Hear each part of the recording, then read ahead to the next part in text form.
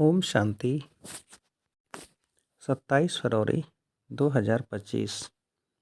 आज की मुरली। मीठे बच्चे, सत का संग ज्ञान मार्ग में ही होता है। अभी तुम सत बाप के संग में बैठे हो। बाप की याद में रहना माना सत्संग करना। प्रश्न: सत्संग की आवश्यकता तुम बच्चों को अभी ही है, क्यों? उत्तर: क्योंकि तमो प्रधान आत्मा एक सत बाप, सत शिक्षक और सतगुरु के संग से ही सतो प्रधान अर्थात काले से गोरी बन सकती है। बिना सत्संग के निर्बल आत्मा बलवान नहीं बन सकती। बाप के संग से आत्मा में पवित्रता का बल आ जाता है। 21 जन्म के लिए उसका बेड़ा पार हो जाता है। ओम शांति। बच्चे सत्संग में बैठे हो। इस सत के संग में कल्प कल्प संगम पर ही बच्चे बैठते हैं। दुनिया तो यह नहीं जानती कि सत का संग किसको कहा जाता है। सत्संग नाम यह अविनाशी चला आता है। भक्ति मार्ग में भी कहते हैं हम फलाने सत्संग में जाते हैं। अब वास्तव में भक्ति मार्ग में कोई सत्संग में जाते नहीं। सत्संग होता ही ज्ञान मार्ग में है। अब तुम सत के संग में बैठे हो। आत्माएं सत बाप के संग में बैठी हैं और कोई जगह आत्माएं परम पिता परमात्मा के संग में नहीं बैठती। बाप को जानते नहीं, भल कहते हैं हम सत्संग में जाते हैं, परंतु वह देह अभिमान में आ जाते हैं। तुम देह अभिमान में नहीं आएंगे। तुम समझते हो हम आत्मा हैं, सत बाबा के संग बैठे हैं और कोई भी मनुष्य सत के संग में बैठ नहीं सकता। सत का संग यह नाम भी अभी ही है। सत का संग इसका यथार्थ रीति अर्थ बाप बैठ समझाते हैं। तुम आत्माएं अब परमात्मा बाप जो सत्य है उनके साथ बैठी हो। वह सतबाप, सत टीचर, सतगुरु है। तो गोया तुम सत्संग में बैठे हो। फिर भल यहाँ व घर में बैठे हो, परंतु अपने को आत्मा समझ बाप को याद करते हो। हम आत्मा अब सत बाप को याद कर रहे हैं, अर्थात सत के संग में हैं। बाप मधुबन में बैठे हैं। बाप को याद करने की युक्तियाँ भी अनेक प्रकार की मिलती हैं। याद से ही विक्रम विनाश होंगे, यह भी बच्चे जानते हैं। हम 16 कला संपूर्ण बनते हैं, फिर उतरते उतरते कला कम होती जाती है। भक्ति भी पहले अव्यभिचारी है, फिर गिरते गिरते व्यभिचारी भक्ति होने से तमो प्रधान बन जाते हैं। फिर उनको सत का संग जरूर चाहिए, नहीं तो पवित्र कैसे बने। तो अब तुम आत्माओं को सतबाप का संग मिला है। आत्मा जानती है हमको बाबा को याद करना है, उनका ही संग है। याद को भी संग कहेंगे। यह है सत का संग। यह देह होते हुए भी तुम आत्मा मुझे याद करते हो। याद करो, यह है सत का संग। जैसे कहते हैं ना, इनको बड़े आदमी का संग लगा हुआ है, इसलिए देह अभिमानी बन पड़ा है। अभी तुम्हारा संग हुआ है सत बाप के साथ, जिससे तुम तमो प्रधान से सतो प्रधान बन जाते हो। बाप कहते हैं मैं एक ही बार आता हूँ। अभी आत्मा का परमात्मा से संग होने से तुम 21 जन्म के लिए पार हो जाते हो। फिर तुमको संग लगता है देह का। यह भी ड्रामा बना हुआ है। बाप कहते हैं मेरे साथ तुम बच्चों का संग होने से तुम सतो प्रधान बन जाते हो, जिसको गोल्डन एजेट कहा जाता है। साधु संत आदि तो समझते हैं आत्मा निर्लेप है, सभी परमात्मा ही परमात्मा है। तो इसका मतलब परमात्मा में खाद पड़ी है। परमात्मा में तो खाद पड़ नहीं सकती।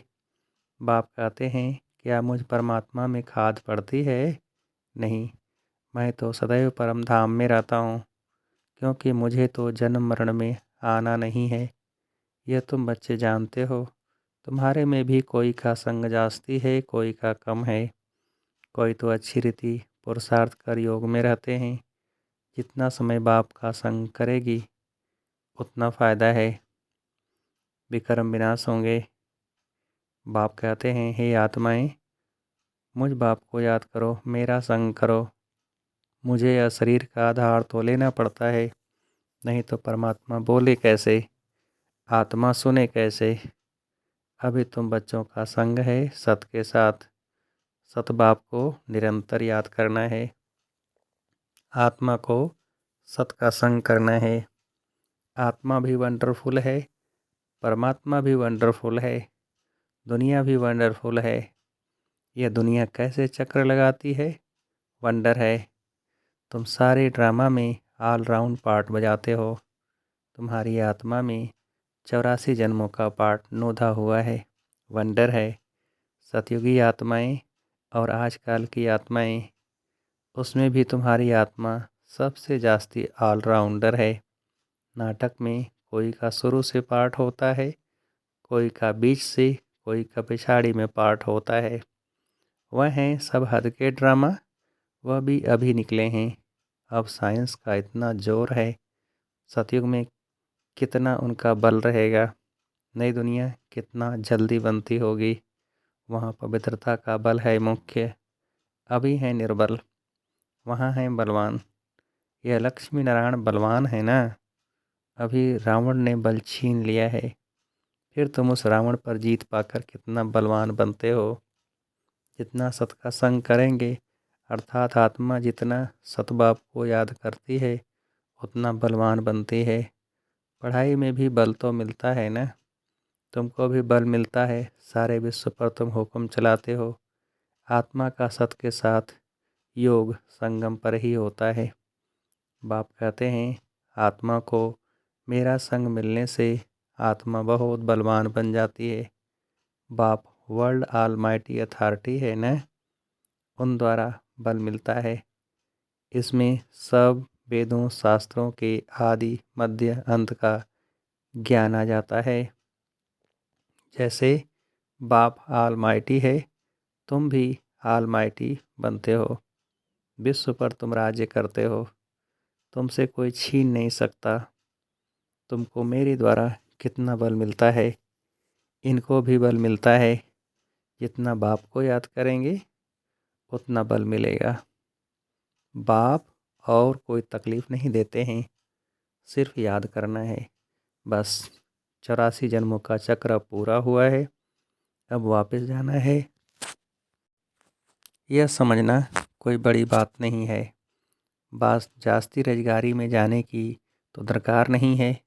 बीज को जानने से समझ जाते हैं, इनसे यह सारा झाड़ ऐसे निकलता है। नटसेल में बुद्धि में आ जाता है। यह बड़ी विचित्र बातें हैं। भक्ति मार्ग में मनुष्य कितने धक्के खाते हैं, मेहनत करते हैं, मिलता कुछ भी नहीं। फिर भी बाप आकर तुमको विश्व का मालिक बनाते हैं। हम योग बल से विश्व का मालिक बनते हैं, यही पुरुषार्थ करना है। भारत का योग मशहूर है। योग से तुम्हारी आयु कितनी बड़ी हो जाती है, सत के संग से कितना फ़ायदा होता है। आयु भी बड़ी और काया भी निरोगी बन जाती है। ये सब बातें तुम बच्चों की बुद्धि में ही बिठाई जाती हैं। और कोई का भी सत के साथ संग नहीं है सिवाय तुम ब्राह्मणों के। तुम प्रजापिता ब्रह्मा की संतान हो, दादे पोत्रे हो। तो इतनी खुशी होनी चाहिए ना कि हम दादे पोत्रे हैं। वर्षा भी दादे से मिलता है। यही याद की यात्रा है। बुद्धि में यही सिमरण रहना चाहिए। उन सत्संगों में तो एक जगह जाकर बैठते हैं, यहाँ वह बात नहीं। ऐसे नहीं कि एक जगह बैठने से ही सत का संग होगा, नहीं। उठते बैठते चलते फिरते हम सत के संग में हैं। अगर उनको याद करते हैं तो, याद नहीं करते हैं तो देह अभिमान में है। देह तो असत चीज़ है ना, देह को सत नहीं कहेंगे। शरीर तो जड़ है, 5 तत्वों का बना हुआ। उनमें आत्मा नहीं होती तो चुरपुर न हो। मनुष्य के शरीर की तो वैल्यू है नहीं, और सबके शरीर की वैल्यू है। सौभाग्य तो आत्मा को मिलना है। मैं फलाना हूँ, आत्मा कहती है ना। बाप कहते हैं आत्मा कैसी हो गई है, अंडे कच्छ मच्छ सब खा जाती है। हर एक भस्मासुर है, अपने को आपे ही भस्म करते हैं। कैसे? काम चिता पर बैठ हर एक अपने को भस्म कर रहे हैं, तो भस्मासुर ठहरे ना। अभी तुम ज्ञान चिता पर बैठ देवता बनते हो। सारी दुनिया काम चिता पर बैठ भस्म हो गई है, तमो प्रधान काली हो गई है। बाप आते हैं बच्चों को काले से गोरा बनाने, तो बाप बच्चों को समझाते हैं देह अभिमान छोड़ अपने को आत्मा समझो। बच्चे स्कूल में पढ़ते हैं, फिर पढ़ाई तो घर में रहते भी बुद्धि में रहती है ना। यह भी तुम्हारी बुद्धि में रहनी चाहिए। यह है तुम्हारी स्टूडेंट लाइफ। एम ऑब्जेक्ट सामने खड़ी है, उठते बैठते चलते बुद्धि में यह नॉलेज रहनी चाहिए। यहाँ बच्चे आते हैं, रिफ्रेश होते हैं, युक्तियाँ समझाई जाती हैं कि ऐसे ऐसे समझाओ। दुनिया में ढेर के ढेर सत्संग होते हैं, कितने मनुष्य आकर इकट्ठे होते हैं। वास्तव में वह सत का संग तो है नहीं। सत का संग तो अभी तुम बच्चों को ही मिलता है। बाप ही आकर सतयुग स्थापन करते हैं, तुम मालिक बन जाते हो। देह अभिमान अथवा झूठे अभिमान से तुम गिर पड़ते हो, और सत के संग से तुम चढ़ जाते हो। आधा कल्प तुम प्रारब्ध भोगते हो। ऐसे नहीं कि वहाँ भी तुमको सत का संग है, नहीं। सत का संग और झूठ का संग तब कहते हैं जब दोनों हाजिर हैं। सत बाप जब आते हैं वही आकर सब बातें समझाते हैं। जब तक वह सत बाप नहीं आए तब तक कोई जानते भी नहीं हैं। अब तुम बच्चों को कहते हैं हे आत्माएं मेरे साथ संग रखो। देह का जो संग मिला है उनसे उपराम हो जाओ। देह का संग भल सतयुग में भी होगा, परंतु वहाँ तुम हो ही पावन। अभी तुम सत के संग से पतित से पावन बनते हो। फिर शरीर भी सतो प्रधान मिलेगा, आत्मा भी सतो प्रधान रहेगी। अभी तो दुनिया भी तमो प्रधान है। दुनिया नई और पुरानी होती है। नई दुनिया में बरोबर आदि सनातन देवी देवता धर्म था। आज उस धर्म को गुम कर आदि सनातन हिंदू धर्म कह देते हैं। मूझ पड़े हैं। अभी तुम भारतवासी समझते हो कि हम प्राचीन देवी देवता धर्म के थे, सतयुग के मालिक थे, परंतु वह नशा कहाँ। कल्प की आयु ही लंबी लिख दी है। सब बातें भूल गए हैं। इनका नाम ही है भूल भुलैया का खेल। अभी सतबाप द्वारा तुम सारी नॉलेज जानने से ऊंच पद पाते हो, फिर आधा कल्प बाद नीचे गिरते हो, क्योंकि रावण राज शुरू होता है। दुनिया पुरानी तो होगी ना। तुम समझते हो हम नई दुनिया के मालिक थे, अभी पुरानी दुनिया में हैं। कोई कोई को यह भी याद नहीं पड़ता है। बाबा हमको स्वर्गवासी बनाते हैं। आधा कल्प हम स्वर्गवासी रहेंगे, फिर आधा कल्प बाद नीचे गिरते हो, क्योंकि रावण राज्य शुरू होता है। दुनिया पुरानी तो होगी ना। तुम समझते हो बाबा हमको स्वर्गवासी बनाते हैं। आधा कल्प हम स्वर्गवासी रहेंगे, फिर नरकवासी बनेंगे। तुम भी मास्टर ऑलमाइटी बने हो, नंबरवार पुरुषार्थ अनुसार। यह है ज्ञान अमृत का डोज। शिव बाबा को आर्गन्स मिले हैं पुराने, नया आर्गन्स तो मिलता नहीं, पुराना बाजा मिलता है। बाप आते भी वानप्रस्थ में ही हैं। बच्चों को खुशी होती है तो बाप भी खुश होते हैं। बाप कहते हैं हम जाते हैं बच्चों को नॉलेज दे रावण से छुड़ाने।